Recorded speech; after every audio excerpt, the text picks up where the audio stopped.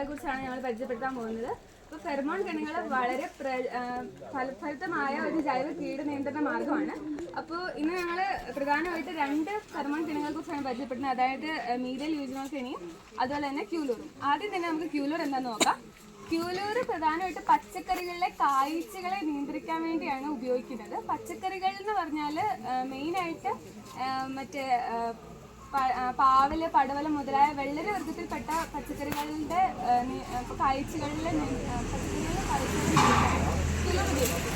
അപ്പോൾ കാർഷിക സർവകലാശാലകളിലെ കെമിക്കൽ ഇങ്ങനെ ഘടക രൂപത്തിൽ, ഇങ്ങനെ ബ്ലോക്ക് രൂപത്തിൽ നമുക്ക് ക്യൂലൂർ ലഭ്യമാകുന്നതാണ്. അപ്പോൾ ഇതിൻ്റെ മിശ്രിതങ്ങൾ എന്തൊക്കെയാണെന്ന് വെച്ചാൽ ഈഥൈൽ ആൽക്കഹോൾ, ക്യൂലൂർ, അതുപോലെ തന്നെ മലാക്ടോൺ എന്നിവ 6-4-2 എന്ന അനുപാതത്തിൽ മിക്സ് ചെയ്ത് ഈ മിശ്രിതത്തിലോട്ട് പ്ലൈവുഡ് ഘടകങ്ങൾ 24-48 മണിക്കൂർ വരെ മുക്കിയെടുത്തിട്ടാണ് ഇങ്ങനത്തെ ബ്ലോക്കുകൾ ഉണ്ടാക്കുന്നത്. അപ്പം ഒരു ക്യൂലൂർ എന്ന് പറയുന്നത് 1 ഏക്കറിന് 5 എണ്ണ എന്ന രീതിയിലും 15 സെൻറ്റിന് 1 എണ്ണ എന്ന രീതിയിലാണ് ഉപയോഗിക്കേണ്ടത്. ഇതെന്ന് വെച്ചാൽ നമ്മുടെ വിളകൾ, അതായത് ഇപ്പോൾ ഈ പറഞ്ഞ വിളകളൊക്കെ പൂവിടുന്നതിന് മുമ്പ് വേണം പന്തലിൽ തൂക്കിയിടാനായിട്ട്. അതുപോലെ തന്നെ പൂവിടുന്നത് തുടങ്ങി വിളവെടുക്കുന്ന സമയം വരെ ഇത് നിലനിർത്തേണ്ടതുണ്ട്. ഓരോ 15 ദിവസം കൂടുന്തോറും നമ്മൾ ചെന്നിട്ട് ഈ കെണികൾ പരിശോധിക്കണം. അതുപോലെ 30 മുതൽ 40 ദിവസങ്ങളിലെ ഇടവേളകളിൽ ഈ ലൂർ, ഈ കട്ടയുണ്ടല്ലോ. അടുത്തതായി നമുക്ക് മീഥൈൽ യൂജിനോൾ കെണിയെപ്പറ്റി സംസാരിക്കാം. അപ്പോൾ ഇത് കൂടുതൽ നമ്മൾ മാവിലാണ് വെക്കുന്നത്. ഇതൊരു ഫിറമോൺ ട്രാപ്പ് ആയതുകൊണ്ട് തന്നെ കായ്ച്ചകൾ, അതായത് ആൺ കായ്ച്ചകളെ ആകർഷിച്ച് നശിപ്പിക്കാനാണ് നമ്മൾ ഈ കെണി യൂസ് ചെയ്യുന്നത്. അപ്പോൾ പ്രധാനമായിട്ട് നമ്മളിന്ന് കണ്ടുവരുന്നതെന്ന് വെച്ചാൽ അതിൻ്റെ എണ്ണം കുറയ്ക്കും. വംശവർദ്ധനം തന്നെ നമുക്ക് കുറയ്ക്കാൻ പറ്റും ഈ ആണീച്ചകളുടെ.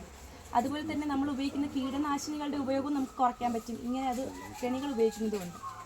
പിന്നെ നമുക്ക് ഒരു സാന്നിധ്യം അറിയാൻ പറ്റും. കീടനാശിനികൾ നമ്മുടെ ഇടങ്ങളിൽ ഉണ്ടെങ്കിൽ ഈ ട്രാപ്പ് വഴി നമുക്ക് അറിയാൻ പറ്റും അവരുടെ എണ്ണം എത്രയാണോ, ഒരുപാടുണ്ടോ ഇല്ലയോ എന്നറിയാൻ പറ്റും. ക്യൂലൂർ പോലെ തന്നെ നമ്മുടെ മീഥൈൽ യൂജിനോളിൻ്റെ ഇതും ഒരു ഘടകമായിട്ടാണ് വരുന്നത്.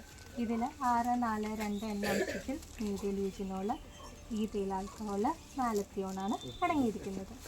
ഇത് നമ്മൾ മാവിൻ തോട്ടങ്ങളിലാണ് സ്ഥാപിക്കേണ്ടത്. അപ്പോൾ മാവിൻ തോട്ടങ്ങളിൽ ഇത് ഏകദേശം 1 മുതൽ 2 മീറ്ററിൽ നമ്മൾ കെട്ടിത്തൂക്കിയാണ് വെക്കാറ്. അപ്പോൾ ഒരു മാവിന് 1 കെണി എന്ന രീതിയിൽ നമുക്ക് സ്ഥാപിക്കാവുന്നതാണ്. അപ്പോൾ പിന്നെ ഒരു മാവ് പൂത്തതിന് ശേഷം 45 ദിവസം കൊണ്ട് നമുക്ക് ആ കെണി വെക്കാവുന്നതാണ്. അതിനുശേഷം കാര്യക്ഷമത കുറയും. അപ്പം നമ്മൾ മാങ്ങ നമ്മൾ എടുത്ത് കാണുമല്ലോ. അപ്പോൾ പിന്നെ നമുക്കത് മാറ്റാവുന്നതാണ്. അടുത്തായിട്ട് ഇപ്പോൾ ഈ പറഞ്ഞ ഫെർമോൺ കെണി എങ്ങനെ തയ്യാറാക്കുന്നതെന്ന് നോക്കാം. ഇതിന് വേണ്ടിയിട്ട് ഈ ഫെറമോൺ ലൂറ് ഡപ്പയോട് ഉപയോഗിച്ച് അപ്പോൾ ആദ്യം തന്നെ ഈ ഫെറമോൺ ഡപ്പയിൽ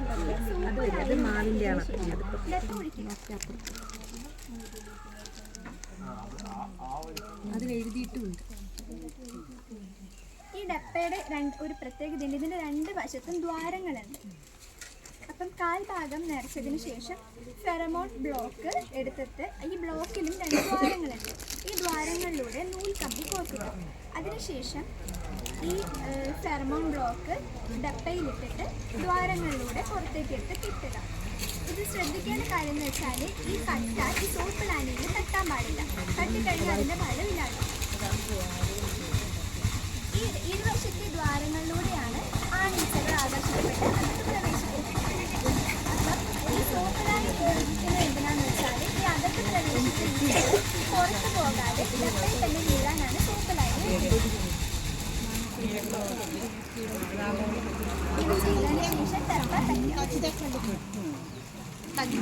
ഇനി ഈ കെണി നമുക്ക് പന്തലിൽ തൂക്കിയിടാവുന്നതാണ്.